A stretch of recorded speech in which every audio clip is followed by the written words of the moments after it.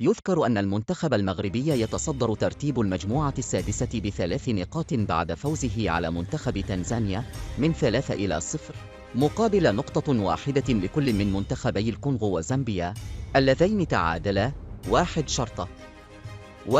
وتابع: مثل السنغال، المنتخب المغربي يظهر الكثير من التواضع على أرض الملعب، وهو ما يشكل قوة هذا الفريق.